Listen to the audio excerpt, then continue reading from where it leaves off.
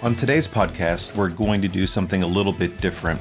Over the last week or so, I've been reading a book called Samsung Rising by Geoffrey Cain. It's an absolutely fantastic book for anyone that's been around tech the last really 20 years. A great story about the rise of Samsung, how they got into the semiconductor business, all sorts of intrigue. He covers off on the repeated court cases, not just between Samsung and Apple, but Samsung's executives and the government of South Korea over all the bribes and scandals. Really great book. Anyway, we Geoffrey and I spent about 45 minutes together, and the interview was so great and lengthy and detailed that we wanted to put this out as a standalone piece. So check this out. Really, really great. He's a smart young guy that's documented this story in great detail. You learn all about how they got started in the SSD business and the NAND business by borrowing, using heavy air quotes, technology from Micron to get there. Anyway, I want to bring Geoffrey in for this spot, but it's really great. Hope you enjoy. Joining us on the podcast today, we've got Geoffrey Cain, author of Samsung Rising. Geoffrey, thanks for joining us today. Thanks for having me, Brian. Yeah, it's a great book. I've read it cover to cover. A lot of this happened as I've been involved in technology. But before we dive too much into the book about Samsung, how is it that you got to this point in your career anyway? Surely when you were a young boy riding your bicycle, you weren't thinking about writing a story about Samsung. What was the career build up to writing this book? So that's a funny point. So I do have to say that when I was young, I was always drawn to narrative storylines, and I actually drew my own comic books and I drew my own picture books before I could read. That was just a fun way of kind of creating my own stories. And, of course, these were fiction. These were like superhero stories and Marvel comic stories, like a lot of, young boys enjoy. But this book was the fruition of about 10 years of research and reporting. I was a correspondent in East Asia. I was in South Korea for a long time, China, Southeast Asia, a bit of the Middle East. And while I was there, I got a call from my editor. I was working for the Fast Company, which is a technology magazine in New York. And they said that they needed someone who could be in Korea to do an article on Samsung, which was at the time, this was 2010, kind of a company that was more in the background of the technology world that, people knew about but hadn't really learned about in terms of who are these people, who are the people who make these products and make these semiconductors. I mean, everybody was ordering components from them. I think that, in the tech industry, pretty much everybody has to go through Samsung or some other big Asian manufacturer at some point to get the parts they need. And, I went on this trip and we were invited out to the headquarters. It was a 2-day trip. We toured the offices, looked at some of the new smartphone designs they were getting ready for, talked about the future of technology. And, this was 10 years ago and they were already talking about foldable handsets that are just, the ones that are just coming out now. I thought it was a fascinating trip because I didn't realize just how large Samsung was in the technology world, but then so many people just don't really know the story of who they are. Everywhere I would go, I would see the Samsung advertisements everywhere, and there was the Galaxy phone, and Apple was suing Samsung at the time for patent infringement.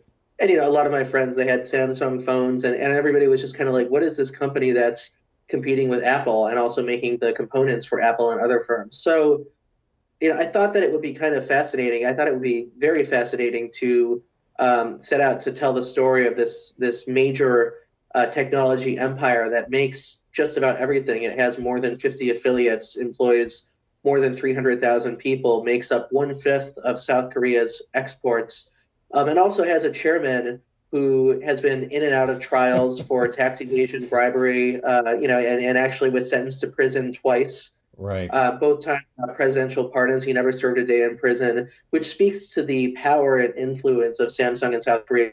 So South Koreans call their country the Republic of Samsung. And that's what I found just so fascinating about this company that it looms large everywhere, and yet it's so hidden and so behind the scenes in technology.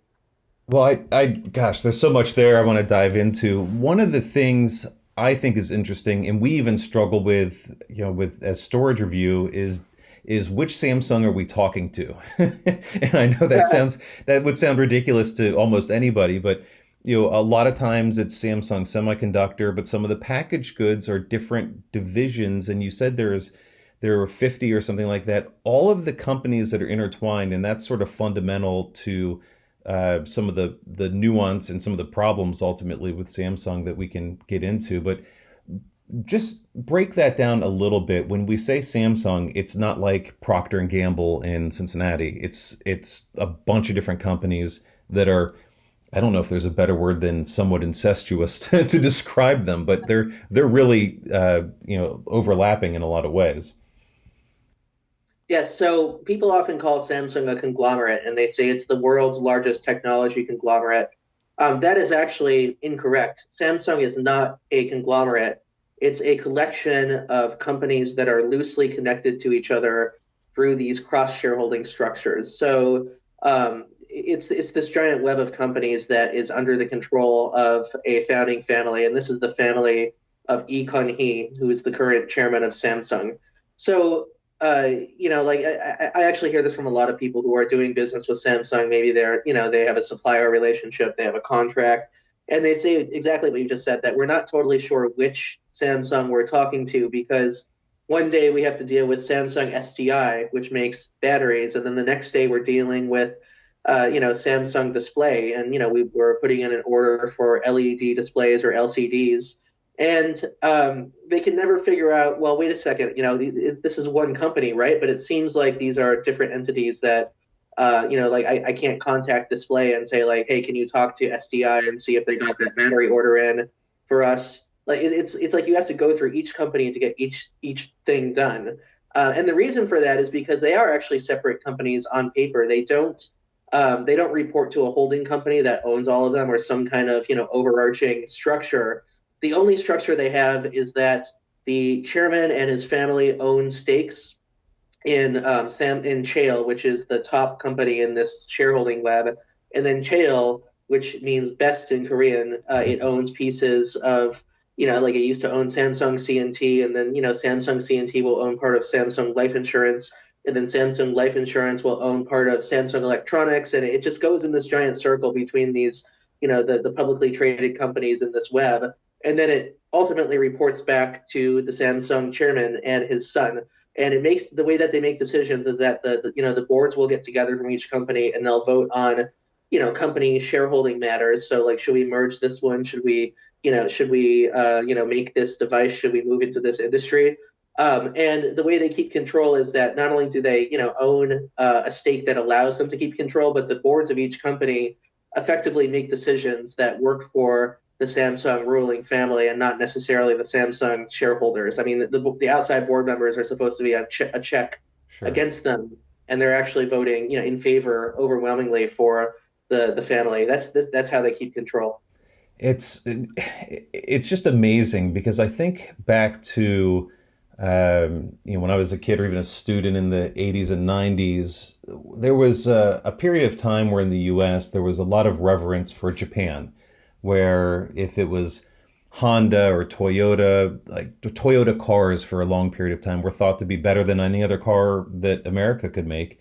And there was what was that Michael Keaton movie Gung Ho, right, where they where they had to deal with the Asian company coming in and asserting policies and all these things that were different or difficult for Americans to handle. And this the description you've made of Samsung in their sort of, gosh, it's like a family dictatorship almost that is so foreign to American culture that caused a lot of problems, or probably still does throughout Samsung. That's just so challenging. But I know when you go back into the early days of Samsung, they had some of that same reverence for the Japanese culture and companies too. And but it doesn't seem like they. You tell me, how much of that did they really ingrain into their organization? So yes, actually, you are right about Japan and Korea. The reality is that the Korean economy and its heavy industry and technology sectors are built on the some of the ideas that the Japanese had promulgated for a long time. This idea of the corporation being a representative of the nation and building the nation through its products. You know, the idea of a ruling family that oversees a giant conglomerate that makes everything. And these are conglomerates, especially during World War II. Japanese conglomerates, which were called zaibatsu, were the largest corporations in the world. I think that as Americans, we tend to think of Ford and GE and these classic success stories, Thomas Edison. We don't realize that if you look over to Asia and Japan in particular, so just one company, Mitsui, was the largest corporation in the world at that time and employed 1 million people who were not Asian. And I'm only talking about people who were not Asian, and there are infinitely more people. This company itself was an army. I mean, it was a military that could execute commands at fast order, and could build the nation. It could help the Japanese war effort. And these ideas were adopted by Korea too. So Korea became an independent nation, South Korea, in 1948. And this was when the Republic of Korea was founded. And then, Korea was split into two. And after that, the Korean War started. But the idea of the leaders of Korea throughout their history was that, a lot of them had been trained in Japan. Some of them had served in the Japanese military during World War II. Japan was a colonizer of Korea. They had seen, some of the strengths and weaknesses of that Japanese system, and they were trying to find ways to adopt what they knew from their Japanese experience to Korea, because they had seen that, even though Japan had been a colonizer, they saw how enormously successful Japan was, both before World War II and after World War II at becoming this, respected power on the global stage. They wanted something similar for Korea. And that's really what led to the birth of Samsung and also Hyundai, LG, SK. These are common names that we see on our smartphones and cars in America. These companies were birthed by this idea to build the Korean nation to make it great. That's interesting. And you talked about some of the other names. I think at this point, everyone in America is aware of Samsung, but we spend a lot of time with SK Hynix now, to one of the leading DRAM manufacturers in the world. They've recently expanded into flash storage, and they're gaining quite a bit of traction in the U.S. Has South Korea? How are they doing on diversification to get away from the risk that is having such a giant company like Samsung generating as much of that GDP as you initially indicated? So they actually are not doing so great. I was more optimistic about this before, but there was a new president who was put into office. So just to for listeners who I'm sure most listeners don't follow Korean politics every day, No, I but would assume yeah, not. just just to go back a little bit. So Samsung and the South Korean president were embroiled in a major corruption scandal in which Samsung executives were caught buying racehorses worth $1 million each as bribes for a crony of the president who turned out to be the daughter of a prominent cult leader. And this crony of the president had somehow managed to take over, the president's schedule, and was able to look at her speeches before they were released. And it was basically this person behind the throne who was controlling a lot of what the South Korean president did. So a number of Samsung executives were arrested, put on trial, found guilty of corruption and embezzlement, and then the South Korean president was impeached and imprisoned for 33 years, for this bribery scandal. So it was a scandal that brought down a good deal of the South Korean elite, and it spoke to the power of these Korean chaebol, that's what they're called, these conglomerates in Korea. So the current president has been trying to reform them and break them apart and lessen their power over the economy. But the fact is that they're simply too powerful. They're too big to fail, and he hasn't had much luck doing that so far, which is quite sad. But it's actually something that America went through too at some point. I mean, in the late 19th century, we had similar giant conglomerates that were called trusts, and they were these interlocking monopolies created Sure. by people like Andrew Carnegie. America was not always, the capitalist country it was today. It was more like an oligarchy back then, and it was Theodore Roosevelt who really spearheaded the effort to break them up and to turn them into more manageable businesses that were competitive and that would help the nation, and it would help make prices more competitive for consumers. It would it would get them a bit more under control so they're not challenging the power of the federal government, for example. I mean, he didn't want to have a nation that was built on these giant conglomerates that could call the shots on everything.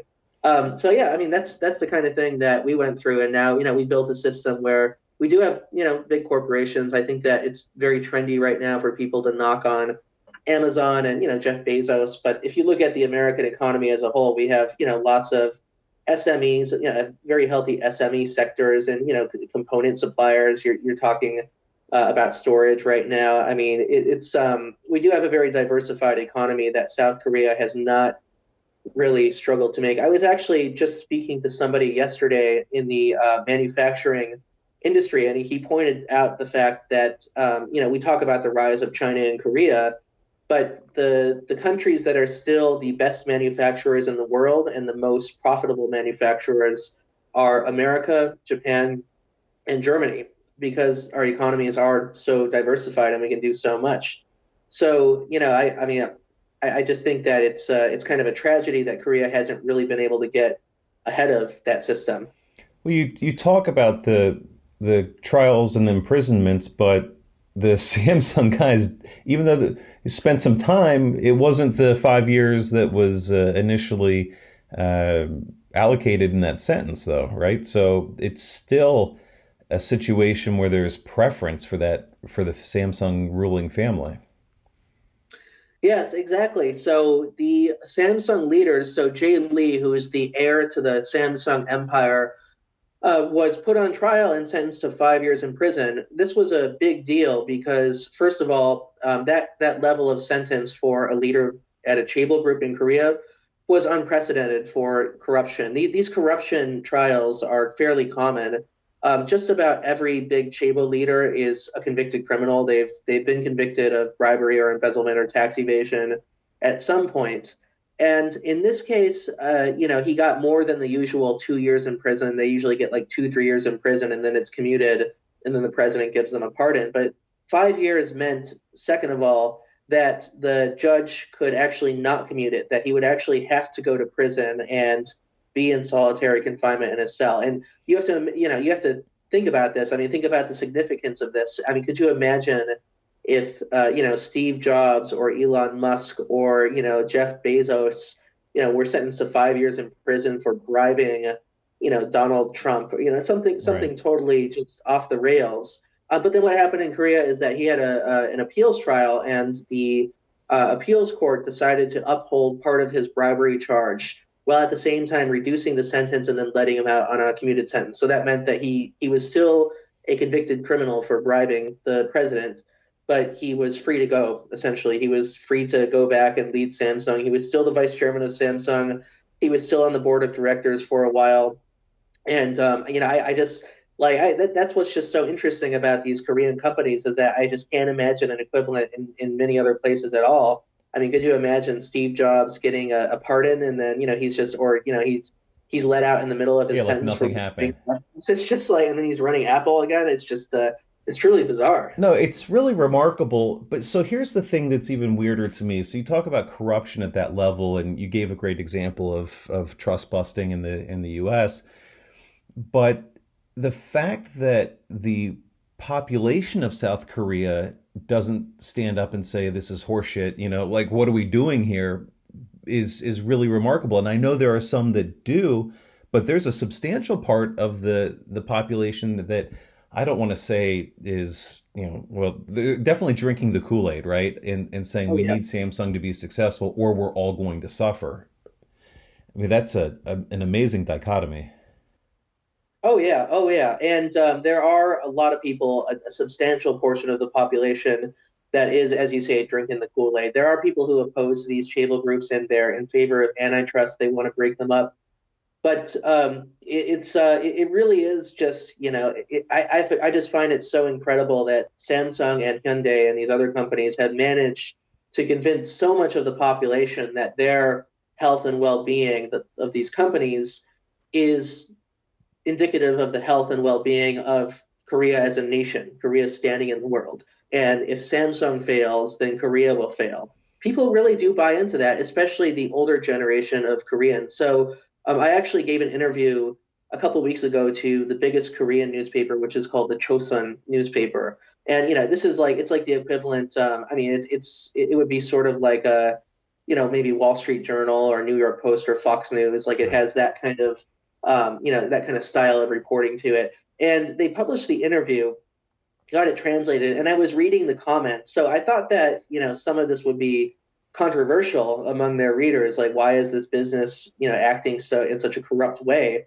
And the comments were more along the lines of, like Samsung is a part of my country. Samsung is my country, and I'm proud of Samsung. And people said like, I'm proud to be a shareholder in Samsung. I stand up for Samsung, and I believe that Samsung has made Korea great. I mean, this was the overwhelming response to this That's interview with amazing. me that, showed both the good and bad. I mean, not a single person I could see highlighted that dark side and that, that corrupt side to it. That's crazy. So, I know you wrote about Samsung, and I don't know if you know the answer to this, but is this common throughout the other big companies, big tech companies specifically in South Korea? Yes, it is. It is. It's very common. So you mentioned SK Hynix before. Right.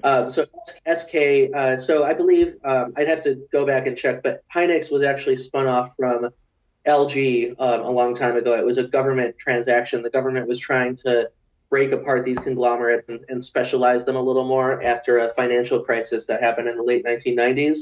And so through this deal, became a part of SK, and the idea was that they were going to focus, more on storage, as you talked about, in semiconductors. And yeah, they have been doing very well. But the leader of SK, a man named Chae Tae-won, he's also been sentenced to 2 prison terms, and he was actually serving prison time. He was in a jail cell, and then the South Korean president a few years ago pardoned him. And then right after he got out of jail, he made an announcement to the Korean media and said that he was also, on top of this, he was fathering a secret child, outside of his marriage. He came clean with all this dirt about his life. And it was almost like the reaction in Korea was, there was some public discontent and people were, slinging mud at him and saying, come on, you're a convicted criminal. You have this secret child, like get your life together, please, be a role model for our country. But then right after that, it only took a little bit of time before people started saying like, well, actually this is just normal. This kind of thing is normal in Korea, and it's just what we expect from these business leaders. And like they build Korea, they represent the country, so we just have to kind of go along with this in and out of prison thing, with these presidential pardons. And SK is not just the only example. I could give you all kinds of examples. Hyundai had a major succession fight about 15 years ago that led to all kinds of dirt and corruption and all these things being exposed out in public, investigations. Um, I don't know if you've seen the HBO show Succession, but I think that the story of these cable groups very closely goes along with that story of Succession, about this father who runs this media conglomerate, and he has a stroke, and he has to prepare the succession for his son, but people don't really like the son, and then there's this dynastic battle, and there's a shareholder fight, and it's lots of plotting and backstabbing. That really is the story of Samsung and Hyundai and SK and all these firms. It's a family soap opera behind the glossy technological front that we usually see here in America. It's crazy. It's like a modern day version of the Tudors or something, where there are all Yeah. these children too. So like if it was just one kid and the kid wasn't that bright, then maybe they'd have to come up with Plan B. But it's really crazy.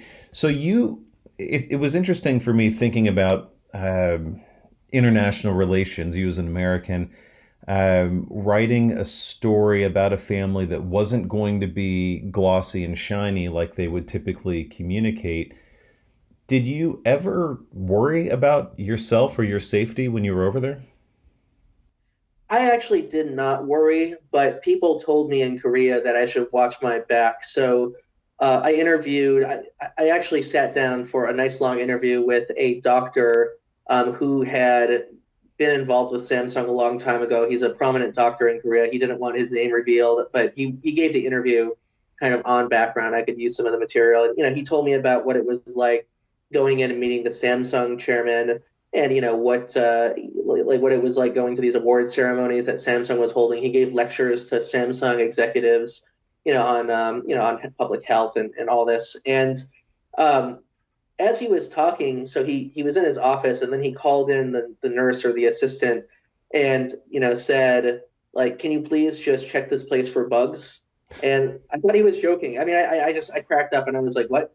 And he said, no, no, no, you don't understand. Like, we're dealing with Samsung here. They might have bugged my room if they think that you're, coming in to do this interview. And I thought it was like a kooky conspiracy of some kind. Right. Yeah, and then he turned up the music really loud, while he was talking, and he said, "Let's just turn this up just in case. I'm not sure if my computer is hacked."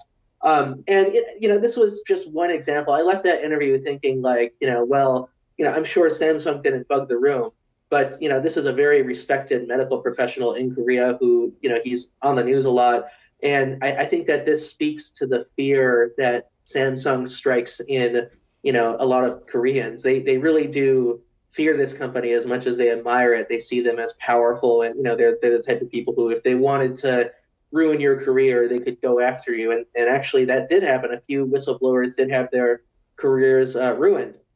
And it wasn't just this doctor, but I would go around and interview people. I interviewed somebody in the display industry once, and he had just flown back from Silicon Valley making these fancy deals with big, Apple type companies. And he said, like, look, he said, I've heard rumors that Samsung, if they don't like you, occasionally they just knock people off. They might stage a car crash. So you just be careful, just like keep an eye behind your shoulder. If there's a car coming at you, make sure you get out of the way. They're going to make it look like, something something bad happened. There was an Sure. accident, but it's really going to be Samsung. Trust me.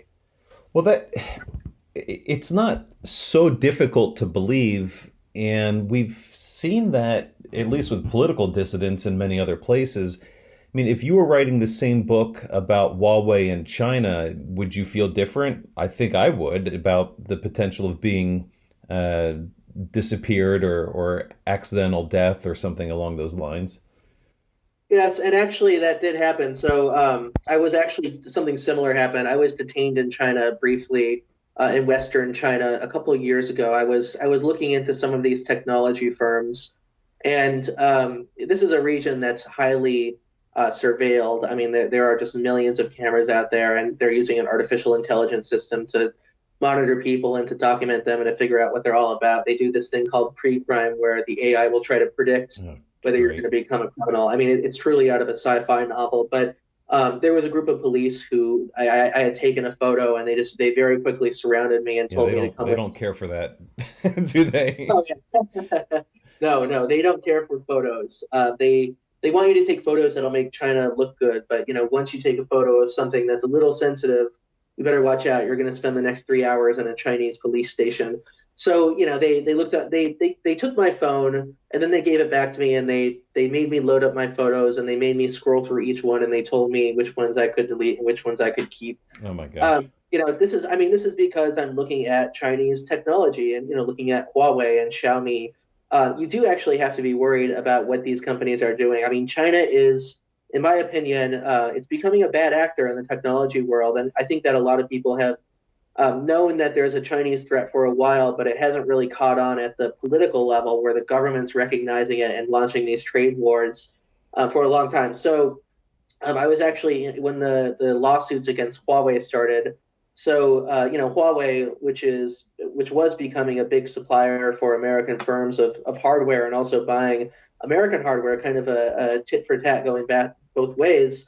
I was looking through the Huawei the court proceedings and the court documents from the prosecutor against Huawei, and they talked about how Huawei, they had an employee actually go to, I think it was Sprint or AT&T, one of those carriers. They had a robot called Tappy that was able to tap really fast on on phones, and it could test the durability and the responsiveness of a phone Sure. display and the software, and it was just a really good device for the quality control. And they actually had somebody break in and steal the arm of the tappy, like actually rip it off, even with all these cameras there and everywhere.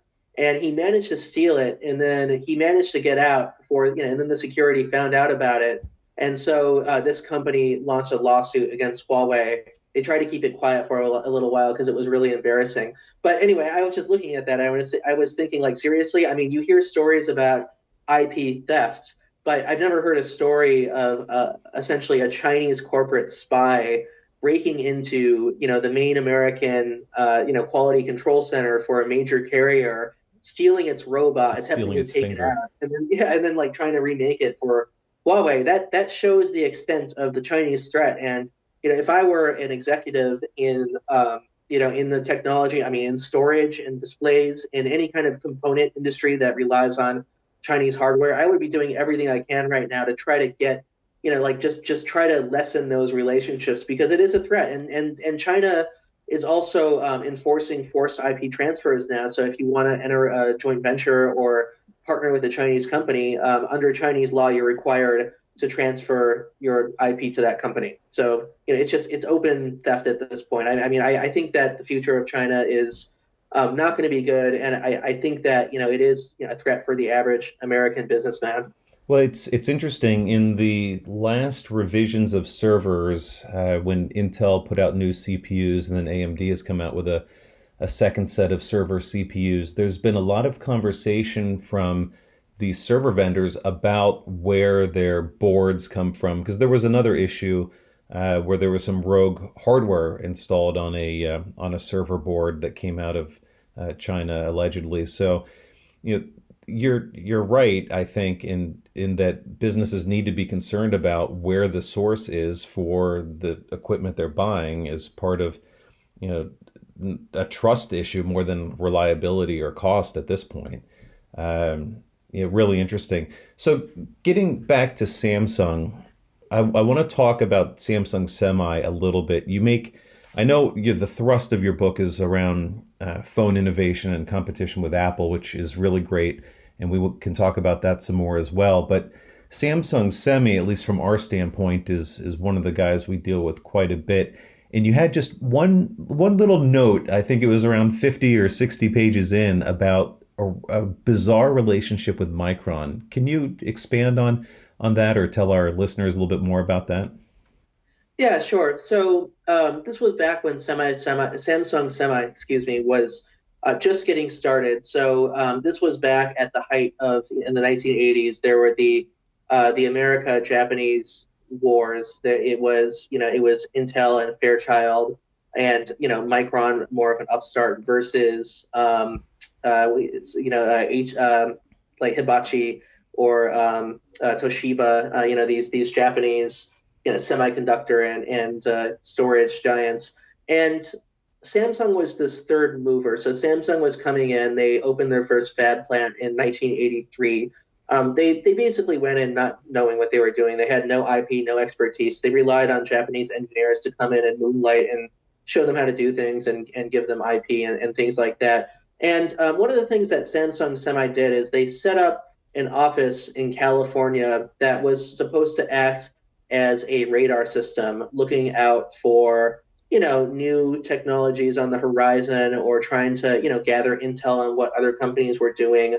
And at certain points in this office's history, it started spilling over into outright just IP theft. It was like there's that fine line in the technology world between, like, you're listening to rumors and trying to reverse engineer things and just figuring out what your competitors are doing versus just going into their office and just lifting whatever you can. And so Micron, which was struggling financially at this time, I think that Micron was still a startup. I believe they were founded in the late 70s or early 80s, but maybe you know more about that than me. So Samsung managed to convince Micron to give them a training course and a limited IP transfer in exchange for these payments, because Samsung was a big company outside of semiconductors. They did have a lot of money, and that deal was sort of the one of the bases on which Samsung was able to build its semiconductor knowledge. So the California office engineered this operation. They were going to go in, they were going to do these trainings and look at the supply chains and just figure out how Micron, does what it does. And so Micron told these Samsung engineers, look, you can't, like you can't go into certain rooms. You can't look at certain things. Like we're going to put black tape over sensitive objects. You're not allowed to touch any computers. Like we're just going to bring you through, show you the office, give you a training, and that's that. But limited IP. You can get some very basic. I mean, we're talking like 64K DRAM back in the day. Sure. Like that's the limited IP that they would give a company like Samsung, which was pretty useless by this point. Um, so these engineers went in, and the operation was that they would just look around for every hint of a semiconductor diagram of, like any kind of, IP that was sitting around somewhere, maybe a paper on a desk. And you have to keep in mind that Micron's being really careful about this. But, there were these really advanced, these super complicated semiconductor these diagrams, and I'm sure you've seen a lot of these, just how incredibly complicated they are, and they would just kind of go around and glance at them and look at them, and then they just tried to memorize as much as they could, just right there, and then they would go back to the hotel and they would try to piece together those diagrams at night and just try to get as close as they could to figure out what Micron was doing. Um, so that's just an example of the hustle that Samsung was at this time. This relationship was truly bizarre. And then even later on, I talked to executives who were involved in this, and the way that they justified it is that they said that they said that Micron was our teacher. Micron was our teacher, and they taught us how to be a semiconductor maker. And then I would ask them about this operation, and they would say, like, yeah, of course we did that. That was the operation. We went in there, we tried to learn from what they were doing, and then we tried to memorize it, and then we just brought it back, and we tried to do that ourselves. Yeah, I don't think hustle is how they would describe it on the Micron side. I mean, if you try to pull something like that today, that's falls pretty squarely in corporate espionage, and you'd be facing all sorts of problems, at least in the U.S. anyway, right? Oh yeah, yeah, you probably end up in jail. That would be corporate espionage. There are trade secret laws that protect these technologies, IP laws. I mean, that would be squarely in just IP theft, I think. I'm not a lawyer, but Sure. I would somebody going to jail for that. It's funny because you talk a lot in the book about design and innovation and more around the Galaxy, the phone products. And I wonder about how that rubs off, or if it was a similar analog in divisions like semiconductor, where they were making a lot of mass production parts, but not necessarily taking the technology to the next level. And you did talk about that, how they caught up in the DRAM and they pretty quickly got to the point, even for the first iPhone, where their NAND was good or good enough to meet Apple's needs in, what was that, 2004, 5, somewhere in there, which is pretty remarkable to start from almost nothing and get to the point where you're supplying the iPhone with NAND. But at the same time, they get involved in a price fixing scheme. I mean, it's just like the whole story is just so bizarre. It's like that athlete that could be the best in the world at whatever, basketball, baseball, football, but always finds a way to stumble and have self-inflicted wounds. It's just so bizarre. What do you make of that whole deal with the early iPhones? Oh yeah, I agree completely. It is a story of an athlete. It's like Lance, the bicycle rider who, Armstrong, yeah, right. yeah, yeah, yeah, Lance Armstrong. Yeah, it's just Samsung, and this is one of the big puzzles as I was writing this. I was trying to reconcile these two sides of, well, Samsung is a massive company, well resourced, has government backing, has so much expertise that it imports from around the world, and also Korean expertise. I mean, Koreans. They are excellent engineers. They have great engineering programs, universities there. People go from India, even America sometimes to study engineering at places like KAIST or Seoul National University. And I just kept asking myself, why does this company keep stumbling? Why does it keep, like it sees an iPhone coming, and at first they were dismissive of the iPhone and dismissive of even some of the advances in storage at that point, that were happening across the line. And then suddenly, it's like they're reacting to it. Suddenly they realize, oh shoot, there's an iPhone. Oh shoot, there's a new product that's taking us on. So now we have to catch up really quickly and slap something together that's not even that good at the beginning, and just try to convince people that we're the alternative. It's just something that happens over and over and over in Samsung's history. And I think that business experts, so MBA students and MBA professors talk about these problems a lot, but there's a problem called the conglomerate discount, and it's this idea that the conglomerate is naturally going to be a giant bureaucracy that suffocates communications. That there's communications coming in, and there is information that's coming in, but it's not the job of a conglomerate to really take in and absorb that information about what's happening in the world and what's happening in industry. The job of a conglomerate is to follow the policies of the bureaucracy, to implement the rules. And a lot of Samsung employees, in my opinion, are really no more than bureaucrats whose job is to execute and implement some kind of company policy somewhere. So there's a lot of torpor, a lot of sleepiness. It's very hard to see what's coming. Even if people know what's coming, they don't really have an empowered system where they can communicate it up to their bosses. It's going to get cut down at some point by a middle manager somewhere. So, I think that the problem is that, Samsung, they have the talent. They have the people they need. They have the human resources, but they don't have the systems in place. The system tends to reward loyalty to a boss or loyalty to a current product rather than the vision to create a future product.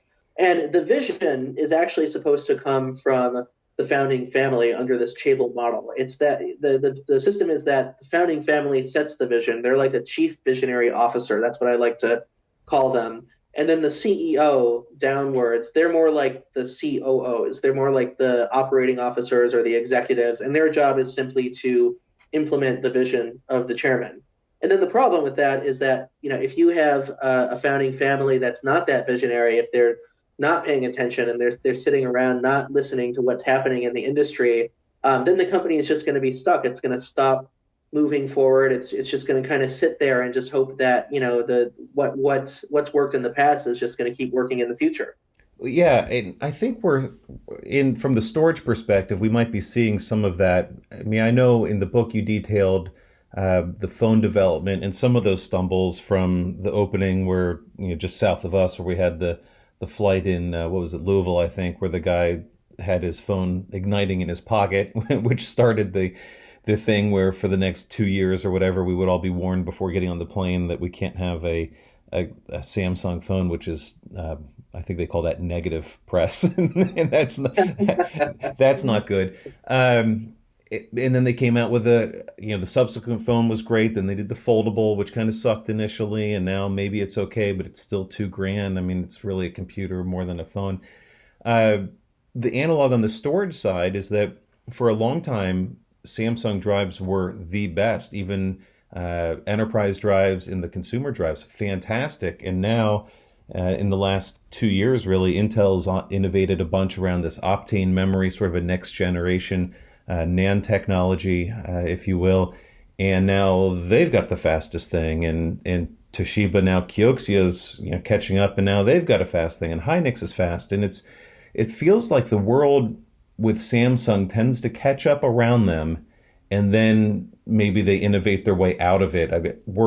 I'm hoping to see that cycle selfishly because for us, seeing new products and new things happening is really great.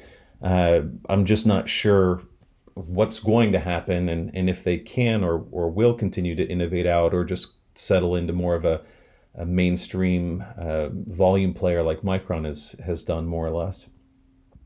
Yes, yes. Yeah, Yeah. so I think that's what's happening in a lot of industries, and it's not just storage. So you're mentioning, some of the innovations that are happening with Intel and Toshiba, and I think that Samsung might have made some errors about 10 years ago that led to this situation. So in the year 2010, they released a new vision. It was called Vision 2020, and they were going to look at these new growth areas. And I think that they failed to foresee some of the storage innovations that were on the horizon that were going to change some of how the industry does things. And instead, they decided to focus on other areas. So one of them was EV batteries. They made a big bet on these electric vehicles with Tesla, and they thought, why don't we make the batteries for them? I mean, and that worked for them with cell phones. They were a leader in lithium ion batteries, and they were supplying cell phones all over the world for a long time.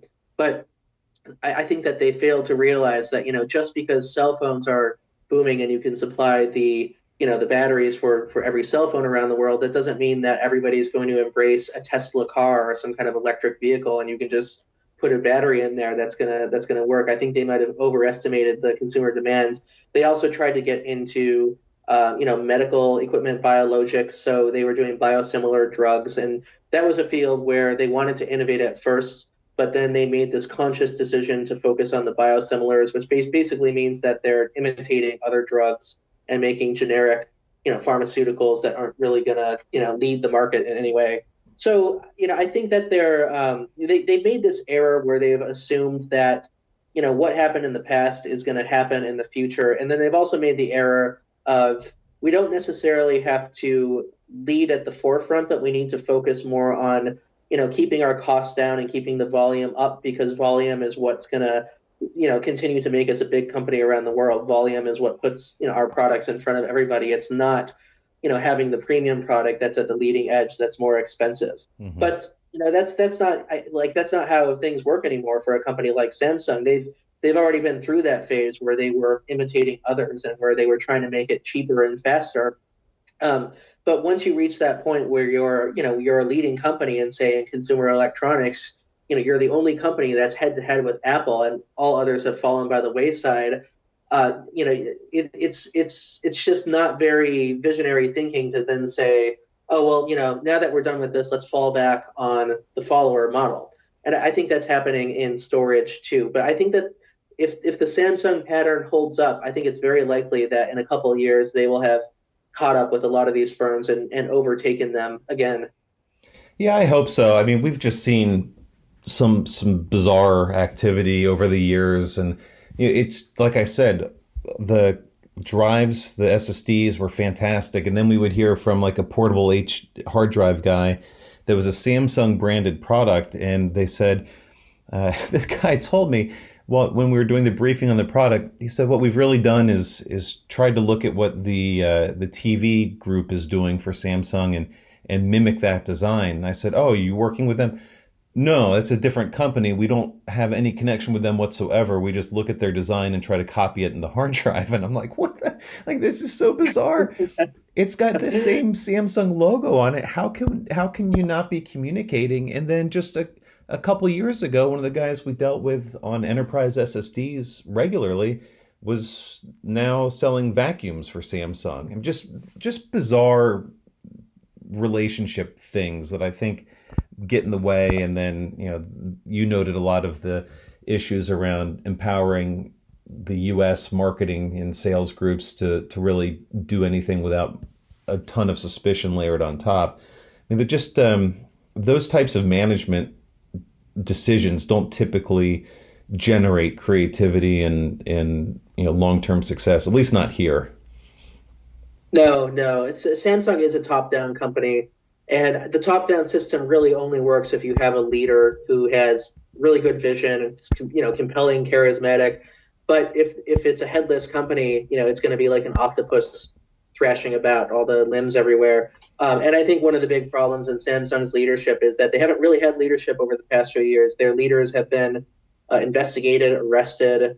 I mean, they've had serious corporate governance problems at the top, and I think that all trickles down to what's happening in the individual business units. So you mentioned the copying of the TV, the TV storage. So like Samsung units, they will not communicate with each other unless the top office, so the chairman's office or his secretariat, steps in and says you need to work together or you need to do something together. It's a more competitive environment where each affiliate is trying to one up each other constantly, and trying to show that we have the fastest semiconductor, we have the best AI chip that's coming out soon. Right. But they don't really have much of an incentive to actually work together unless the leader says work together.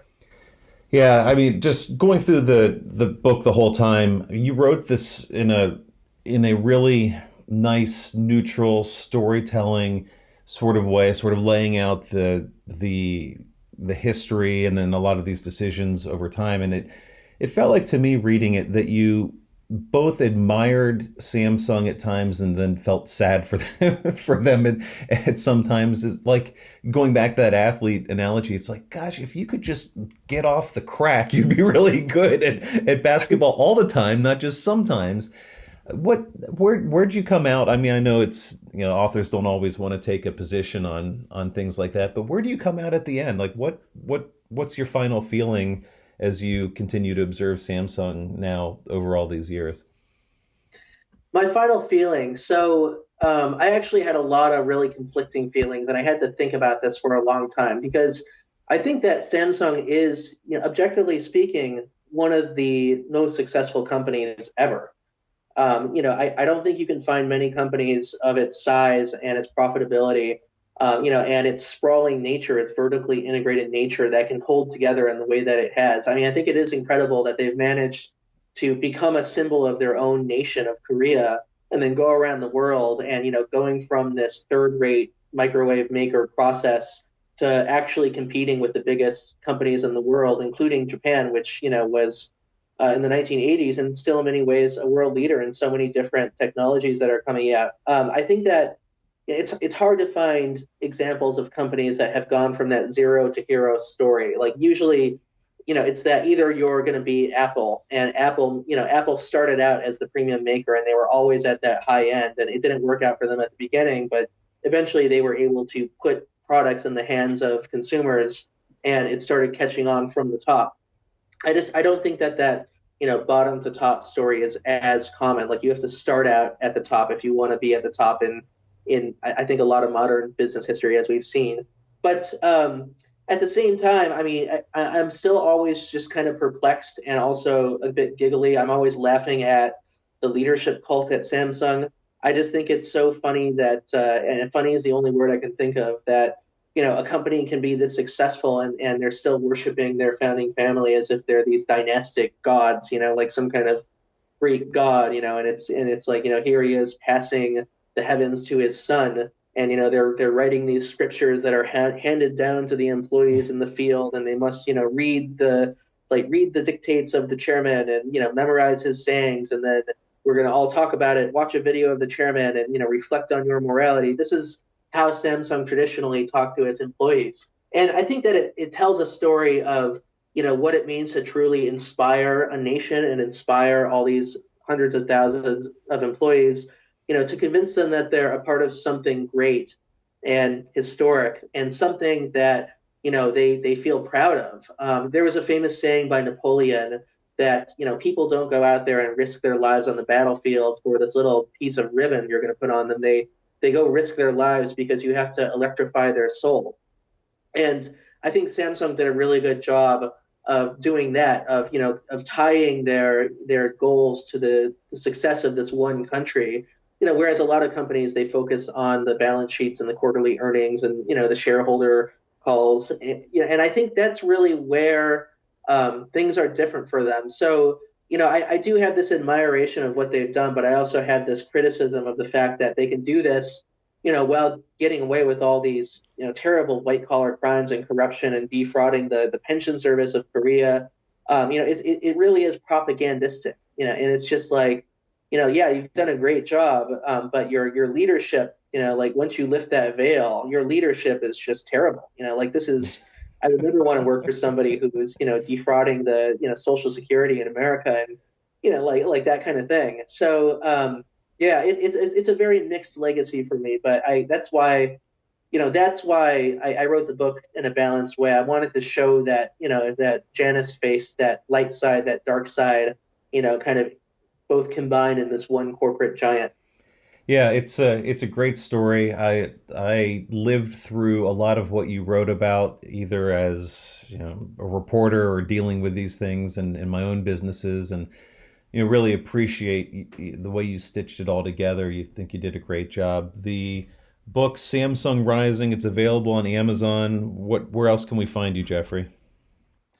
So I'm on Twitter. It's at Geoffrey_Cain. I'm also on Instagram, GeoCain. And you can also buy the book on my personal website, so jeffreycain.net or Barnes and Noble. All these big bookstores, they all have it.